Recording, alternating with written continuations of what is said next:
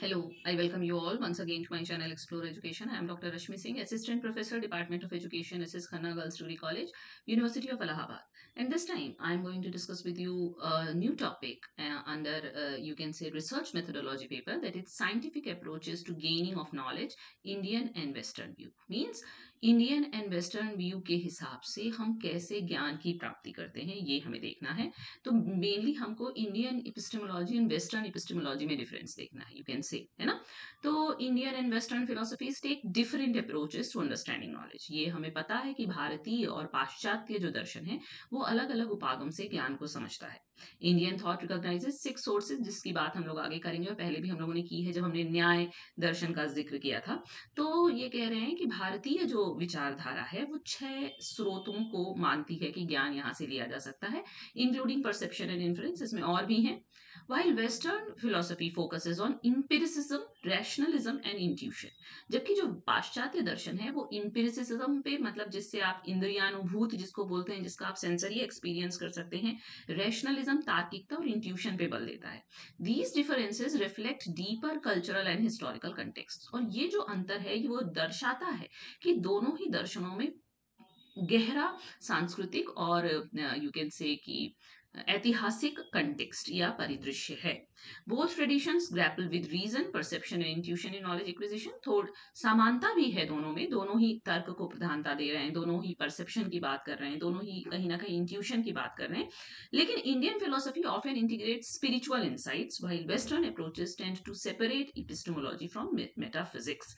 जो भारतीय दर्शन है वो अक्सर जो आपका आध्यात्मिक इंसाइट है उसको जोड़ के चलता है, जबकि पाश्चात्य उपागम जो है वो इपिस्टेमोलॉजी और मेटाफिजिक्स को अलग अलग करके चलता है, मतलब तत्व मीमांसा और ज्ञान मीमांसा इनके लिए अलग अलग है। This comparison reveals rich diverse ways of exploring human understanding across cultures. ये जो तुलना है वो दिखाती है कि कैसे ह्यूमन की अंडरस्टैंडिंग विभिन्न संस्कृतियों में एक्सप्लोर हुई है, कैसे इवॉल्व हुई है ना। तो ये अंतर और देखते हैं कि western knowledge systems are built upon the idea of positivism. जो पाश्चात्य ज्ञान परंपरा है वो बहुत ज्यादा धनात्मकवाद पे बल देती है कि जो सच है वो एक है, उसको पाया जा सकता है पूरी तरह से, एब्सोल्यूट है ना। Which is the believe that the most trustworthy source of knowledge is information acquired by the senses and verified bye logical, scientific और मैथमेटिकल टेस्टिंग। ये जो पॉजिटिविज्म है वो ये विश्वास है जो मानता है कि जो नॉलेज का सोर्स है वो हम सेंसेस से ही प्राप्त कर सकते हैं, मतलब सिर्फ अपनी ज्ञान इंद्रियों से, और उसको वेरीफाई किया जा सकता है लॉजिक, साइंस और मैथमेटिक्स टेस्टिंग के द्वारा। Knowledge that does not come in this way is regarded with a great deal of suspicion. जो पाश्चात्य दर्शन है वो ये मानता है कि जो ज्ञान इस तरीके से नहीं आ रहा है वो उसको संदेह की दृष्टि से देखा जाएगा। जबकि indigenous knowledge systems which are based on metaphysical believes tend to view knowledge as much more subjective.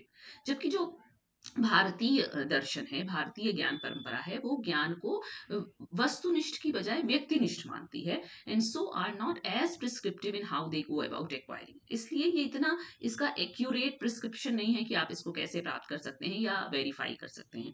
In other words there are lots of different ways that one can learn about the world and our place within it. मतलब वो मानते हैं कि senses से ही आपको सारा ज्ञान मिलेगा, लेकिन ये मानते हैं कि और भी कई तरीके हैं जिनसे ज्ञान की प्राप्ति हो सकती है।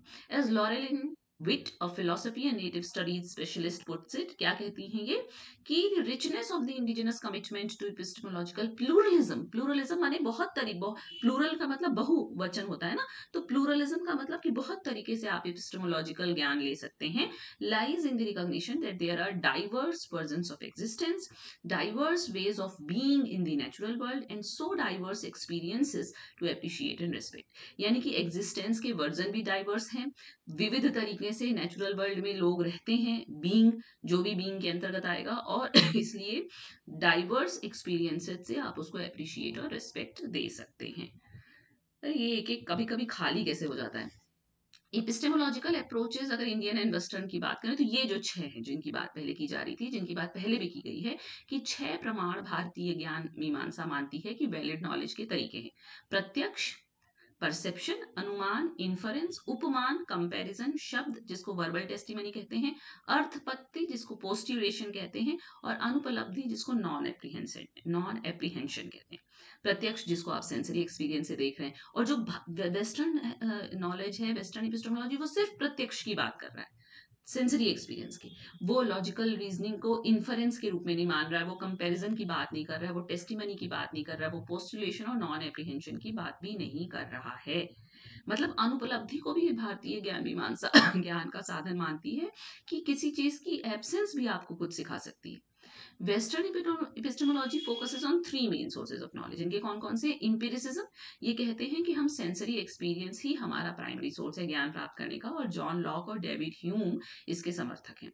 रेशनलिज्म की बात करते हैं ये कि रीजन और लॉजिक जो है वो उसको ये प्रायिकता देते हैं, और डेकार्टे ने इस पे काम किया है। और इंट्यूशन की भी बात मानते हैं ये कि direct apprehension without conscious reasoning भी ज्ञान देती है, जिसके समर्थक हसरल हैं जो कि फेनोमेनोलॉजी की बात करते हैं।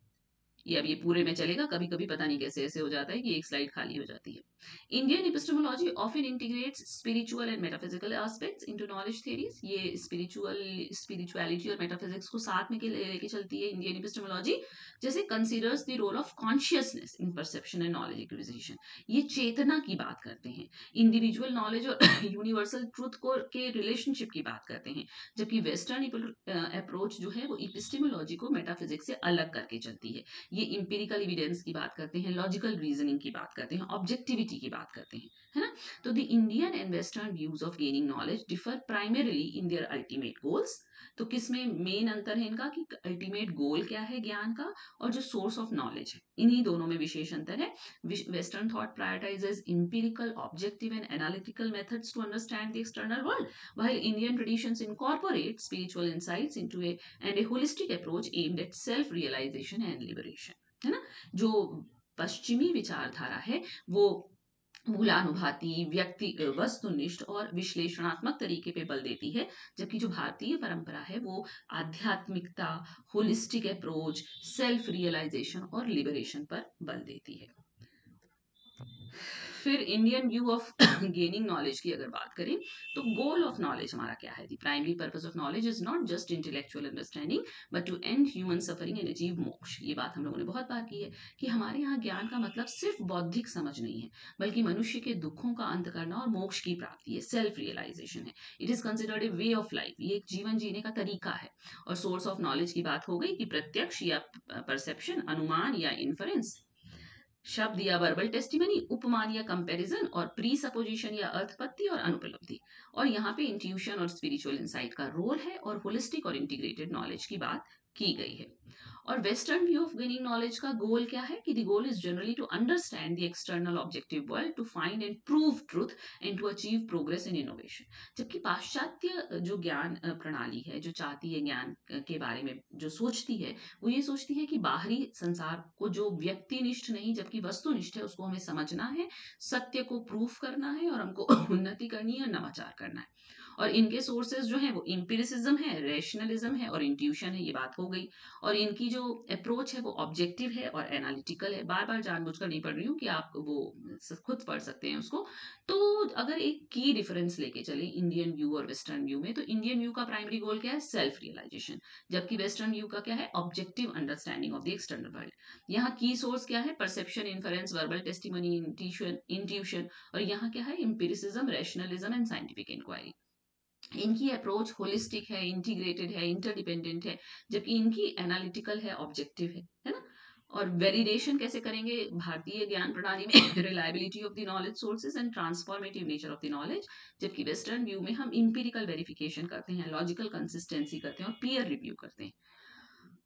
और लक्ष्य भारतीय एपिस्टेमोलॉजी का क्या है? यूनियन ऑफ एग्जिस्टेंस, ब्रह्म और है ना, ब्रह्म, यूनियन ऑफ एग्जिस्टेंस, इंटरकनेक्टेडनेस। हम मान के चलते हैं कि सब जुड़ा हुआ है, ब्रह्म, जीव, जीवात्मा, परमात्मा। और वेस्टर्न व्यू इंडिविजुअलिज्म की बात करता है, मेटीरियल, भौतिकवाद की बात करता है, एकात्मवाद की बात करता है, मनुष्य की इंडिविजुअलिटी पे बल देता है, और स्पेसिफिक नॉलेज डोमेन्स की बात करता है। तो इस तरीके से ये एक तरीके से इंडियन एपिस्टेमोलॉजी और वेस्टर्न एपिस्टेमोलॉजी का अंतर है, जिसके बारे में हम लोगों ने पहले भी इंडियन और वेस्टर्न फिलोसफी का अंतर पढ़ा है। लेकिन रिसर्च के पेपर में इसको दिया है कि scientific way of gaining knowledge, Indian and western view. तो चीज वही है, थोड़ा सा बस उसको ट्रीट कर दिया है। ओके, सो बहुत दिनों बाद एक नए विषय को टच किया मैंने। Okay, so thank you and don't forget to like and subscribe my channel Explore education.